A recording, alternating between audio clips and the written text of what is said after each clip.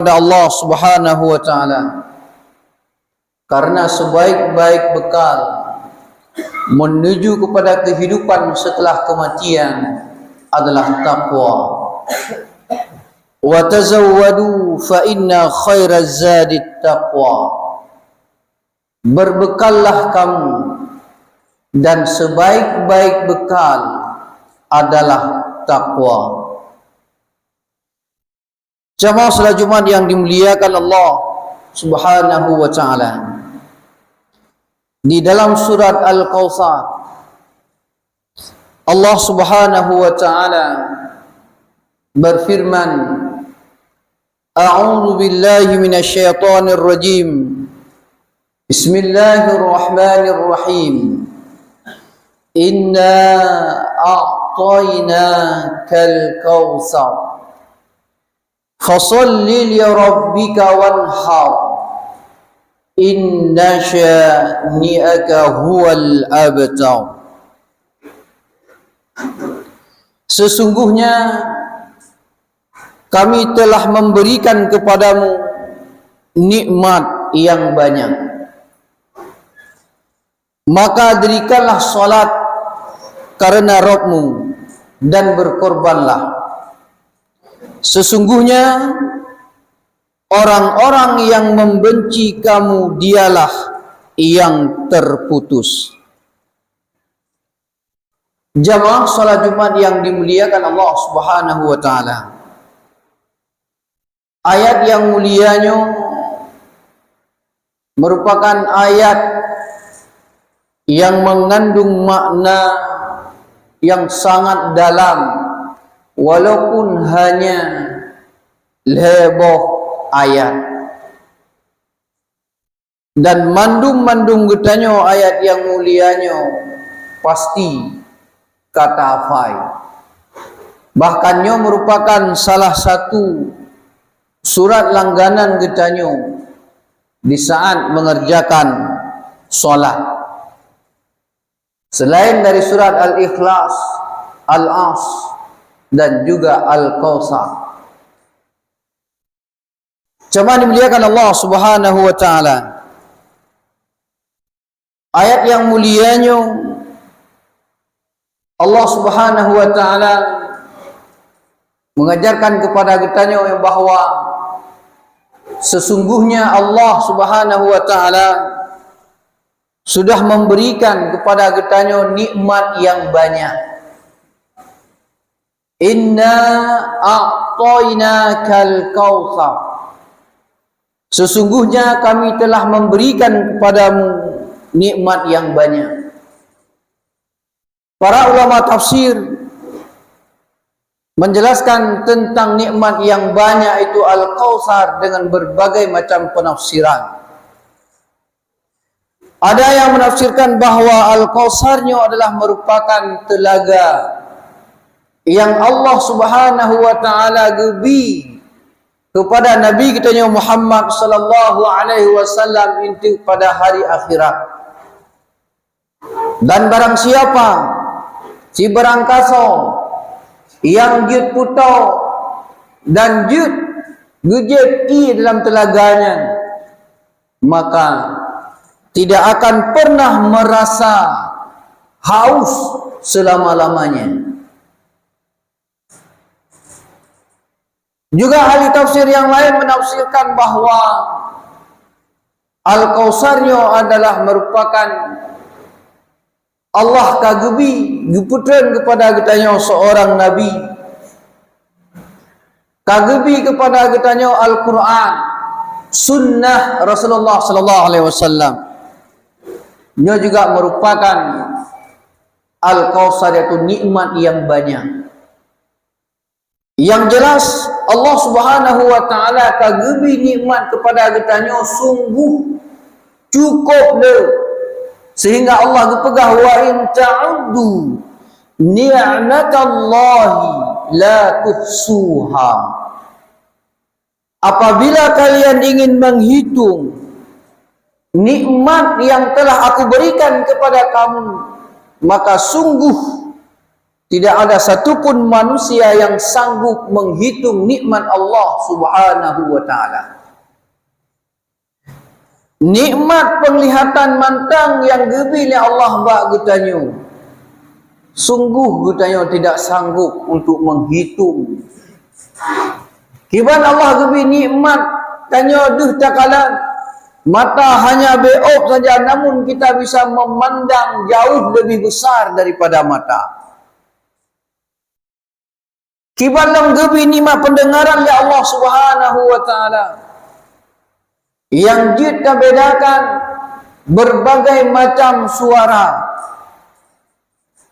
Kiban lam gebi nikmat katanya kita pegah haba. Dengan berbagai macam suara dan dengan berbagai macam bahasa. Ibalam Allah gebi nikmat kepada katanya akal fikiran. Yang hana gebi bak binatang-binatang. Gepu beda katanya oleh Allah Subhanahu wa ta'ala dengan makhluk yang lain. Yaitu gebi akal fikiran. Ini juga merupakan nikmat yang Allah beri kepada kita, ya apabila kita ingin menghitungnya, sungguh kita tak sanggup menghitungnya. Namun sayangnya qalilan ma tashkurun. Sayangnya sangat banyak manusia itu yang kufur nikmat. Cukuplah manusianya yang kufur nikmat, yang tidak mensyukuri nikmat yang Allah beri. Dan Nabi kepegah dua nikmat yang sering manusianya dilalaikan. Nikmatani maghbunan fihima katsirun minan nas, as-sihah wal farah. Nah, dua buah nikmat yang sering manusianya dilalaikan.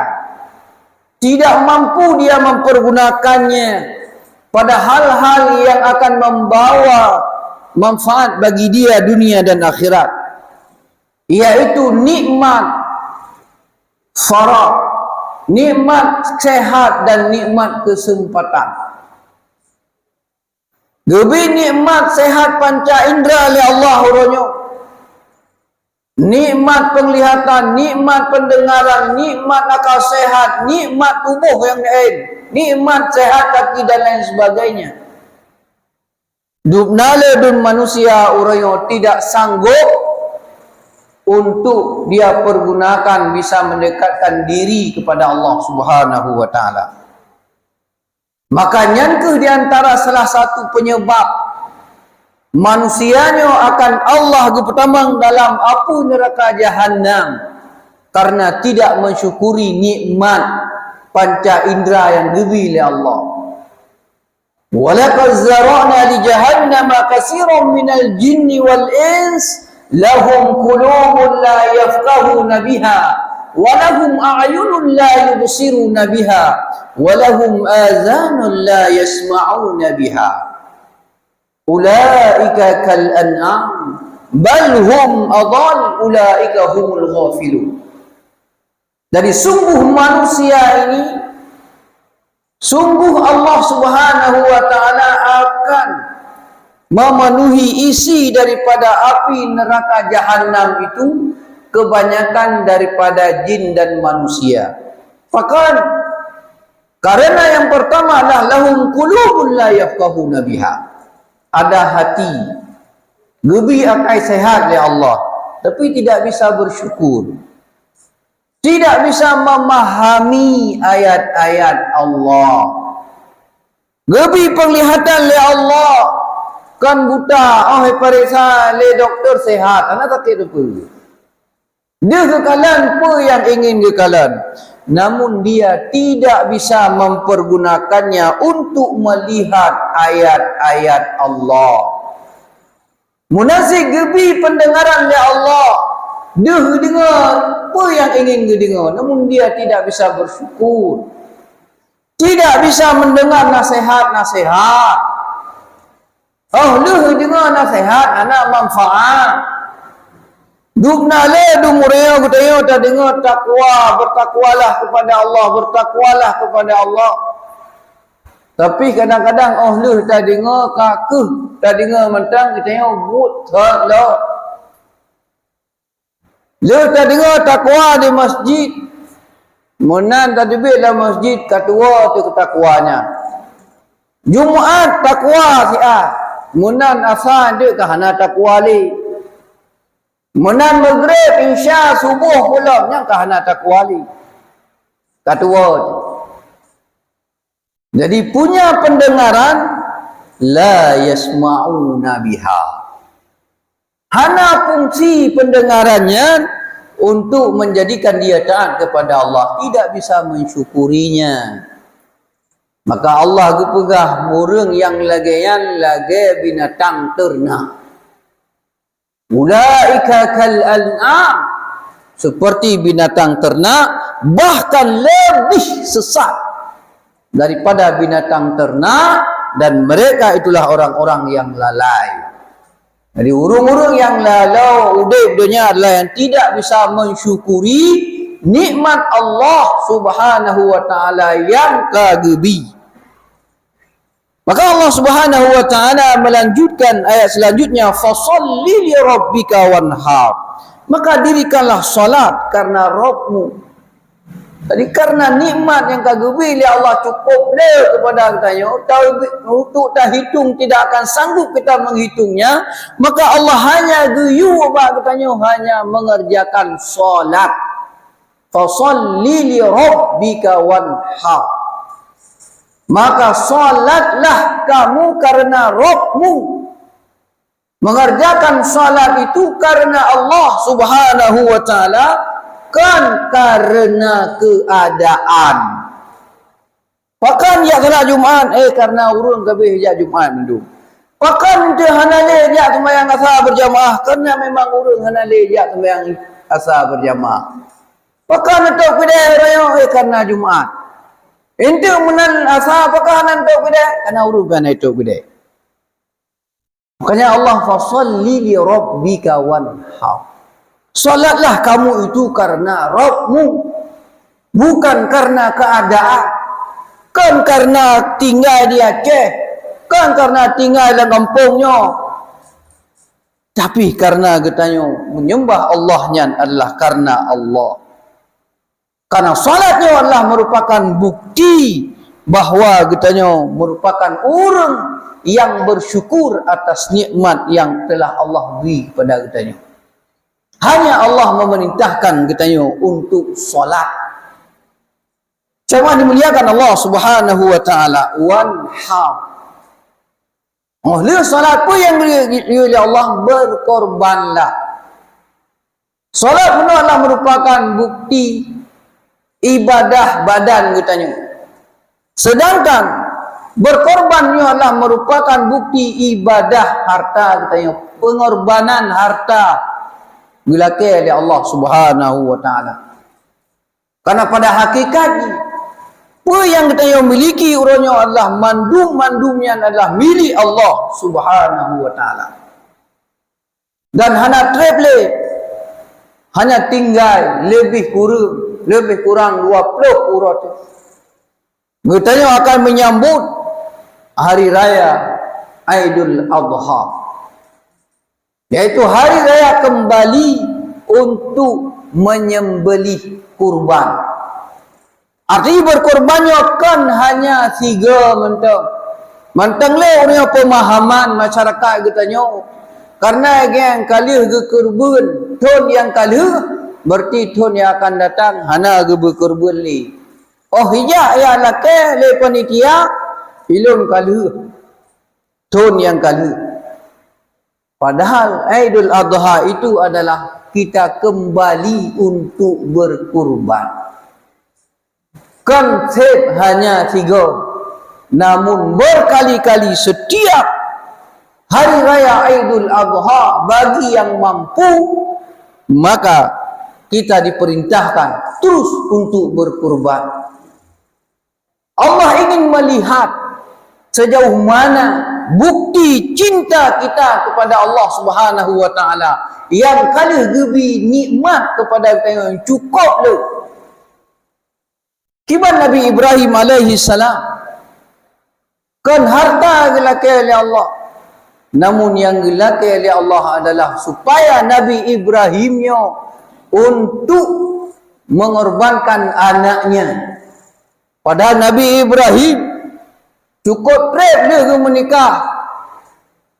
Sampai ada yang mengatakan 85 tahun beliau belum punya anak. Namun beliau selalu meminta kepada Allah, Rabbi habli minas salihin. Ya Allah, berikanlah kepadaku anak yang soleh.